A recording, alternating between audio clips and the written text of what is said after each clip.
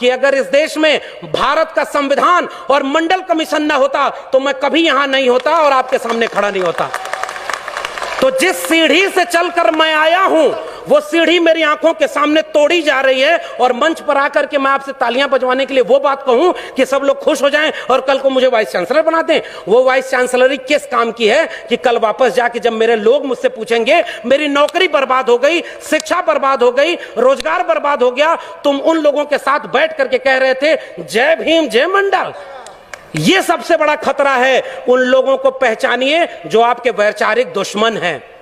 मैं ओबीसी समाज से आता हूं और मैं ओबीसी समाज को एक शिकायत करता हूं। इस देश में ज्योतिबा फूले माली जाति से आते थे, ओबीसी थे। डॉक्टर अंबेडकर ने उन्हें अपना तीसरा गुरु बनाया था। शाहू जी महाराज ओबीसी जाति के थे। पेरियार चरवाहा समाज के थे।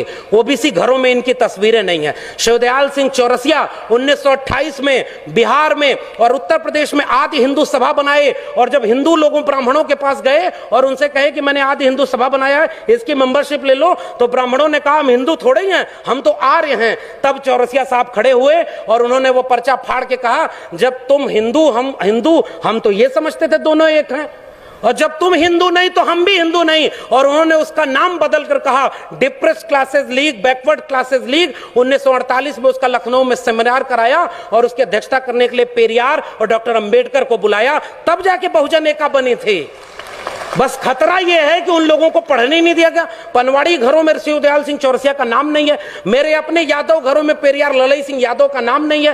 पेरियार ललई सिंह यादव ने क्या कहा था, मैं उनकी बात कह के रहा हूं, बलिदान न सिंह का होते सुना, बकरे बलिवेदी पर लाए गए, न काटे टेढ़े पादप गए, सीधों पर आरे चलाए गए, विषधारी को दूध पिलाया गया, विषहीन सदा तड़पाए गए। ये कहा था पेरियार ललई सिंह यादव ने। और जब त्रिवेणी संघ बना 1930 में बिहार में, और बाद में अर्जक संघ बना उत्तर प्रदेश में, इन दोनों का नारा क्या था, ब्राह्मणवाद की क्या पहचान, गिटपिट बोले करे न काम, और मानववाद की क्या पहचान, ब्राह्मण भंगी एक समान। जिसमें समता की चाह नहीं वह बढ़िया इंसान नहीं, समता बिना समाज नहीं, बिन समाज जनराज नहीं। जो जमीन को जोते बोए वो जमीन का मालिक होए, सबको शिक्षा सबको काम, वरना होगी नींद हराम। हमारे डॉक्टर लोहिया ने कहा 100 में पिछड़ा पावे 100 में 60, सन सोपा ने बांधी गांठ। तब उसको जगदेव बाबू रामस्वरूप वर्मा ने नारे को आगे बढ़ाया कि 100 में 90 शोषित हैं, शोषितों ने ललकारा है, धन धरती और राजपाट में 90 भाग हमारा है। 10 का शासन 90 पर नहीं चलेगा, नहीं चलेगा। जो जमीन को जोते बये वो जमीन का मालिक होए, और राष्ट्रपति हो या भंगी की संतान, सबको शिक्षा एक समान, सबको शिक्षा सबको काम, वरना होगी नींद हराम। और सबको शिक्षा दे न सके जो, वो सरकार निकम्मी है, और जो सरकार निकम्मी है वो सरकार बदलनी है। आप नेताओं के गुलाम बन गए इसलिए क्योंकि आप एकजुट नहीं रहे। अचानक कोई नेता आके कहता है कि आप चलो हिंदू धर्म खतरे में है, अरे उससे रोक के पूछिए हमारा स्कूल और विश्वविद्यालय खतरे में है, तब तुम क्यों नहीं आए? मेरी नौकरी कोरोना में चली गई, तब तुम क्यों नहीं आए? हमारी अर्थव्यवस्था डूब गई, तब तुम क्यों नहीं आए? और 85% हिंदू तब बनाते हो जब मुसलमानों के खिलाफ दंगा कराना होता है। और उसके बाद दलित महिला थी, सुनिए, दलित महिला थी उत्तराखंड में, खाना बनाकर स्कूल के बच्चों को खिलाती थी, और दलित महिला की जाति देखकर सवर्ण बच्चों ने कहा हम खाना नहीं खाएंगे, तब हिंदू धर्म खतरे में क्यों नहीं आया? यह मेरा सवाल है। उस महिला की जाति देखते हो क्योंकि वो दलित है इसलिए हम खाएंगे नहीं? पूछिए उन लोगों से 2 अप्रैल के भारत बंद के दिन वो लोग कहां थे जो केंद्र से लेकर के राज्य में सत्ता में बैठे थे और दलित सीटों पर चुन करके गए थे? पूछिए उन लोगों से 13 पॉइंट रोस्टर आया तो वो कहां थे?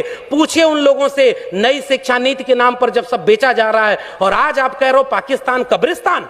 इस देश में हिंदू मुस्लिम की आग तब लगाई जाएगी जब दलित पिछड़े आदिवासी बच्चे अपनी शिक्षा और रोजगार और स्वास्थ्य की बात करेंगे। आज इस देश में एक दलित को राष्ट्रपति बना दिया गया और हाथरस में बेटी को पेट्रोल डाल के जला दिया, तब उस राष्ट्रपति की क्यों जय जवान खोली? यह सच पूछना जरूरी है। और आपने मुझे आमंत्रित करने का जोखिम लिया था, मैं अपना काम करके जा रहा हूं। आपने ये बात जो कही थी, ऐसे मंचों पर आप हमें नहीं भी बुलाएंगे तब भी भारत के संविधान और मंडल कमीशन ने एक नौकरी दे दी है, हम वहां गुजारा कर लेंगे, हमें आपका वोट नहीं चाहिए। लेकिन मैं चाहता हूं कि इस मंच से घर जाने के बाद ये महिलाएं और बच्चियां, ये नौजवान अपने घर में अपने बाबूजी से पूछें कि आप तो धर्म को बचाने गए थे, मेरी शिक्षा, मेरी रोजगार, मेरी नौकरी और मेरे देश को बेचने वालों के साथ क्यों खड़े थे? ये सवाल आपसे पीढ़ियां पूछेंगी।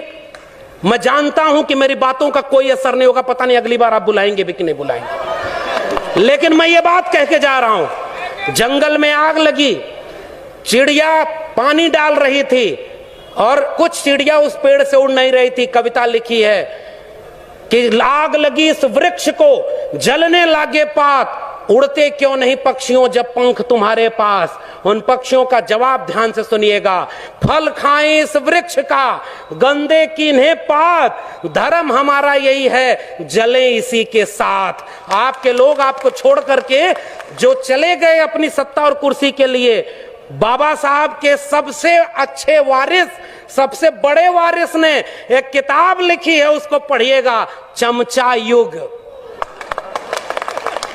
उस किताब में कई किस्म के चमचे लिखे हैं। 1932 में पूना पैक्ट, आज लोग कहते हैं गांधी बनाम गोडसे, गोडसे की मूर्ति और गोडसे के नाम पर इस देश में दंगा।